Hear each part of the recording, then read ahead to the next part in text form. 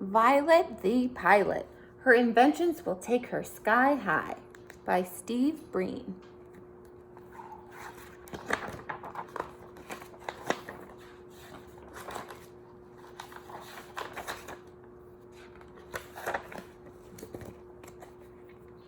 Everyone in town knew that Violet Van Winkle was a little different.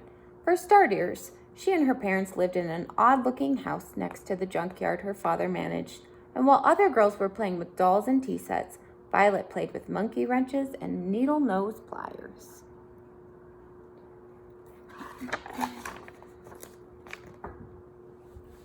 Violet was a mechanical genius. By the time she was 2, she could fix almost any broken appliance in the house. By 4, she could take apart the grandfather clock and completely reassemble it. Since she didn't have any friends aside from her dog, Orville, she would spend hours tinkering with things from the yard. Violet's parents were very proud of her, although they weren't too happy the time she put a lawnmower engine in her cousin's tricycle. There he goes. The older she got, the more interesting Violet's creations became. Around the time she turned 8, she was building elaborate machines from scratch, and not just any old machines. Flying machines. Her parents couldn't believe their eyes when they saw Violet zoom by for the first time. They were a little worried in the beginning, but they quickly saw that she was a pretty good pilot. "Careful not to hit the house," Violet's father would yell, "and put on a sweater," her mother would add. Violet used anything she could find in the junkyard to make her wonderful contraptions.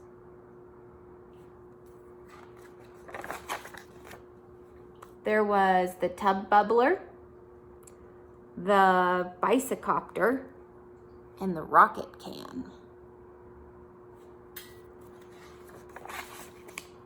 The pogo plane, the slide glider, and the wingamajig, to name a few.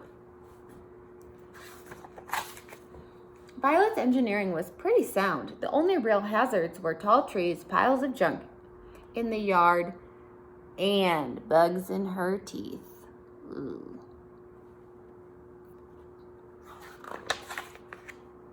Kids at school would see Violet eating lunch alone and make fun of her strange books and greasy coveralls. Claude and Clyde Mulrooney were especially obnoxious.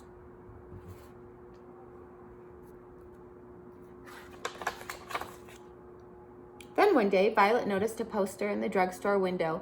"Air Show, October 20th, it read. "That's only 2 weeks away," Violet thought. "Can kids fly in the show? Is homemade aircraft allowed?"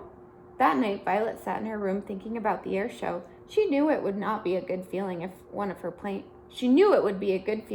her planes won a prize. And maybe then the kids at school would be nice to her. Violet pictured exactly where she would hang her blue ribbon.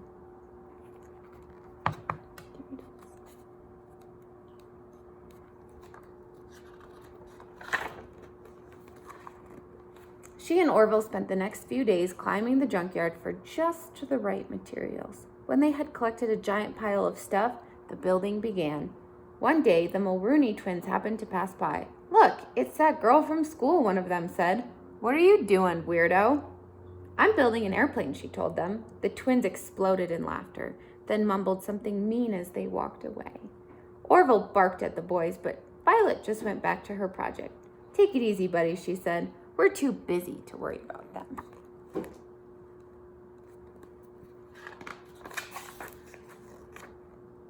Finally, after days of hard work, Violet had finished making her flying machine. She named the magnificent new craft the Hornet.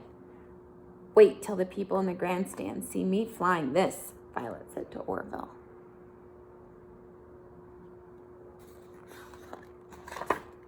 The test flight was a success.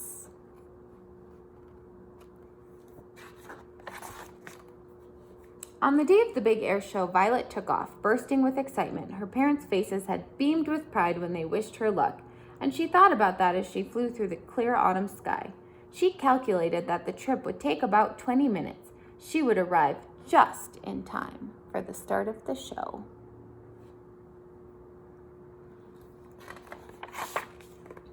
Suddenly, something caught Violet's eye. In the river below, a group of people were waving frantically.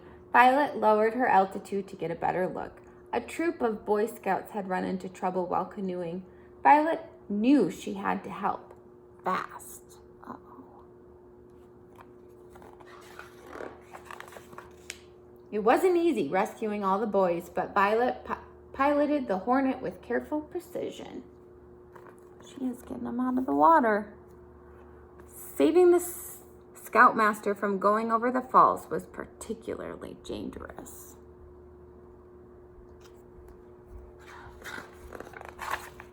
Violet dropped the grateful Scouts off at the hospital. Then she checked her watch. 3:30, she said to Orville sadly. We've missed the air show. She turned her plane toward home and sighed. It was a miserable feeling.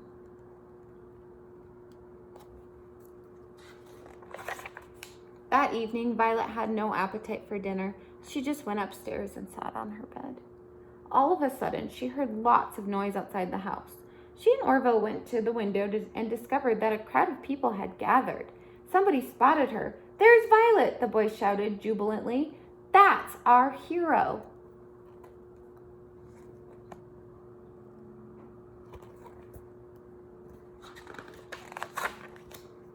The Van Winkles stepped outside, squinting from all the flashbulbs that were popping. The press, the mayor, the fire, and police chiefs, even kids and teachers from school, had all learned of the rescue that day and had come to praise her. Young lady, please accept this Medal of Valor as a token of our gratitude and esteem, said the mayor, and he gave Orville a new collar with a license that read, K9 Hero.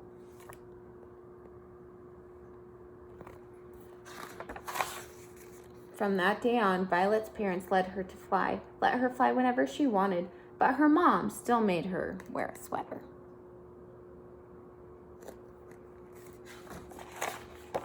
The end.